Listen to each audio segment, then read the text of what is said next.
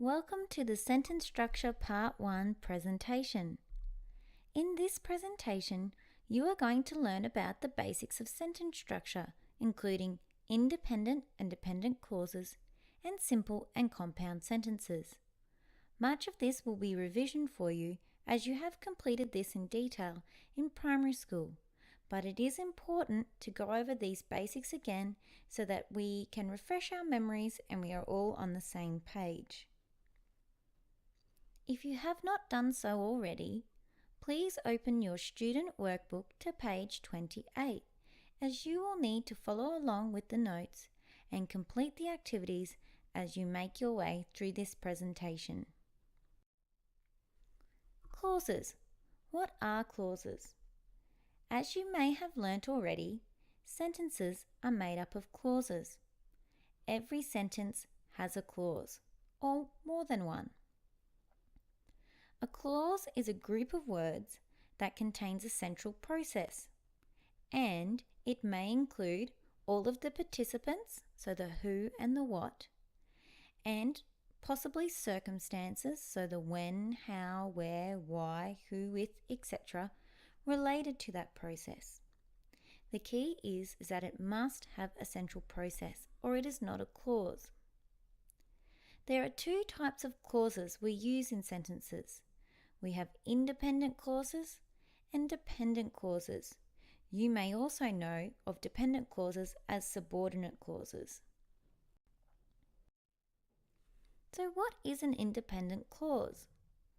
An independent clause is a clause that can stand on its own and thus makes a complete sentence. That means that the processes, the related participants and circumstances must form a complete thought to be considered an independent clause. So let's have a look at these examples. Spock is awesome. So we have a central process, is, a relating process, and we have a who and a what. And that makes sense on its own. It can stand alone.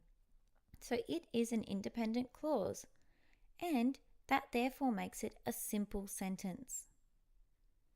Let's have a look at the next one. Star Trek fans are crazy. So we only have one central process, another relating process, and we have a who and we have a what. Now, if you ask yourself, does this make sense on its own? Yes, it makes sense. Then it's an independent clause. So if it has a central process and it makes sense on its own, it's an independent clause and it is a simple sentence. And you must punctuate it with a capital letter and a full stop at the end, because you cannot join two simple sentences together without a conjunction, and we'll learn about that later. So the main thing to remember here is if it has one central process, so only one, and it makes sense on its own, then it is an independent clause and it is a simple sentence, and you must have a capital letter and a full stop at the end. Okay, task 1. You need to go through the following 8 examples and highlight the processes in green. Remember, if there is only one process in a clause and it makes sense on its own, it is a simple sentence. I want you then to ask yourself, are all of these simple sentences, and how do you know that? You'll need to pause the presentation now as you complete the activity.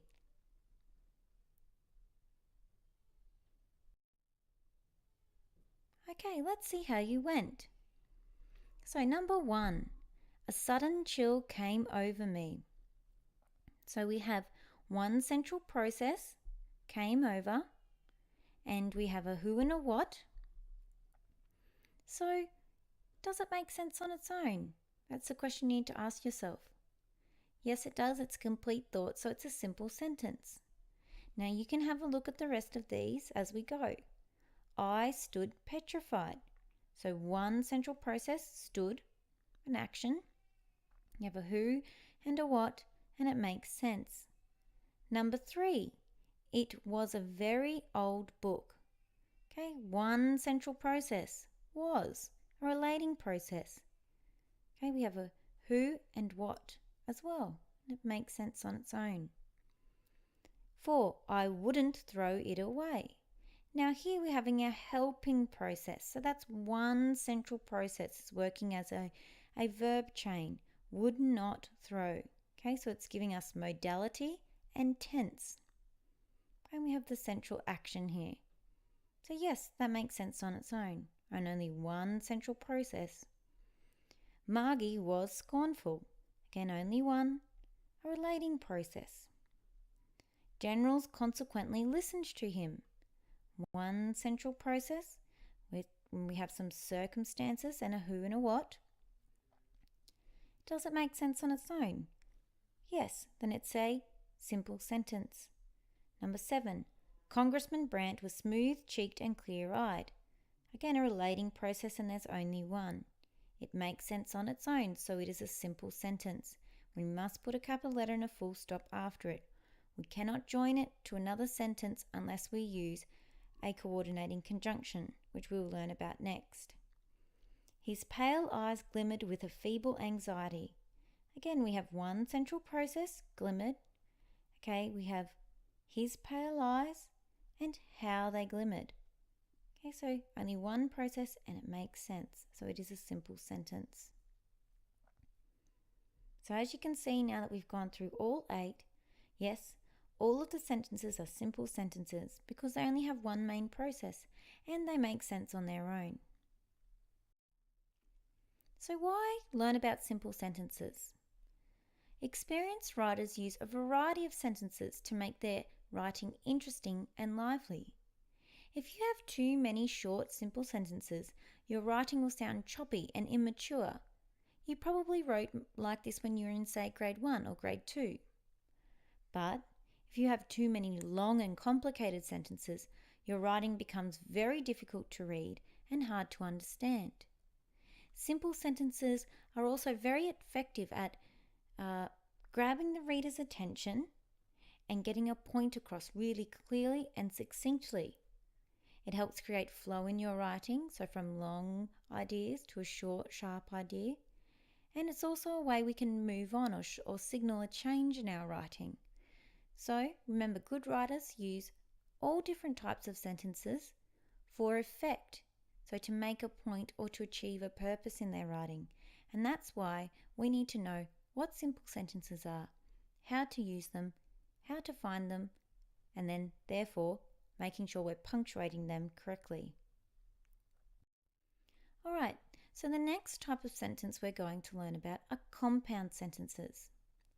A compound sentence is a sentence that contains 2 independent clauses, but as I said before, you can't have 2 simple sentences or 2 independent clauses joined together without anything to join them. You must use a coordinating conjunction, a semicolon, or a conjunctive adverb. For today, we're just focusing on coordinating conjunctions and semicolons. So, what is a conjunction?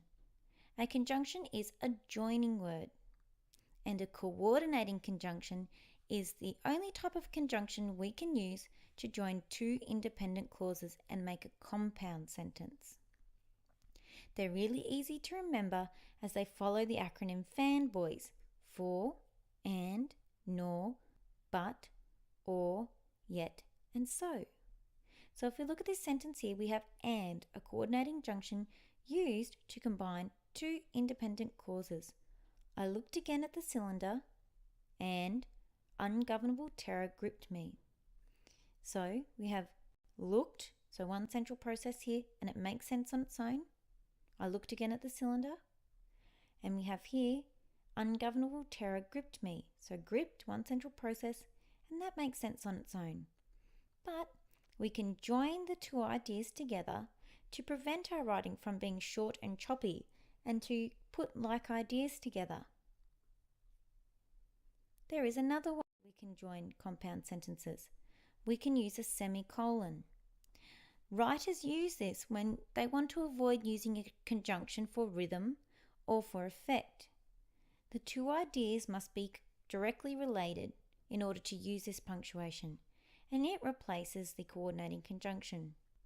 I looked again at the cylinder. Ungovernable terror gripped me. As you can see, it has a bit of a different flow to using a conjunction. And so you use this for purpose or effect. So there we are, the two examples that we're looking at.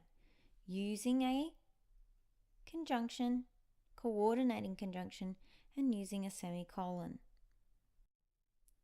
So you are now up to task 2. You need to circle the coordinating conjunction or joining word and highlight the independent clauses in orange. Remember, an independent clause only has one process. So if you find the processes, you will be able to find the independent clauses. Remember fanboys, so you're looking for and, nor, but, or, yet, or so. And you're looking for the semicolons as your hint. You'll need to pause the presentation as you complete this now. Okay, let's see how you went. So the first one, a bolt of lightning from the cloudless sky struck him down. Okay, that's a long beginning start. A bolt of lightning from the cloudless sky. That's actually all participant. So what did it do? Struck him and where? Down. And, so there we are. It fused the switch shut. Students quickly absorbed the initial concept and they were able to complete his time-space language coordinate charts in response. So as you can see here, we have an independent clause. Students quickly absorbed the initial concept. They were able to complete his time-space language coordinate charts in response. So we're linking those two ideas using and. Here the tapes were produced. They were broadcast to the domestic educational consoles in every home in Metro. So we have use of a semicolon here to join the two ideas, and you can see it has a different flow and a different feel. Okay, processes in here. Here the tapes were produced. They were broadcast.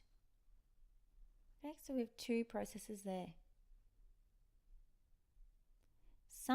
Sometimes he would walk for hours and miles and return only at midnight to his house.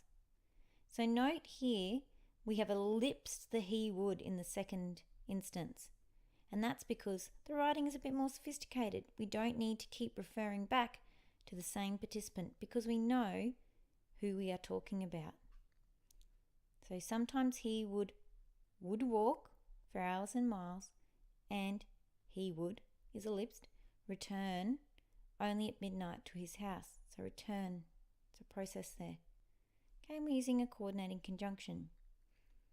There was a good crystal frost in the air. It made the lungs blaze like a Christmas tree inside. We can see here we have a semicolon, so it's easy to find the two. Okay, there was and it made. He had always been ignored. So had, however, so we've got a semicolon showing it there. Today was the day he was finally chosen. All right, I hope you did well with that. So remember, the hint is to look for the coordinating conjunction, okay, or semicolon, as in these examples here, and then checking, does this one have one central process? Does it make sense on its own? If it does, and the second one does as well, then they are compound sentences. Okay, you are now up to task 3. You now need to write 3 compound sentences of your own in the space provided in your booklet.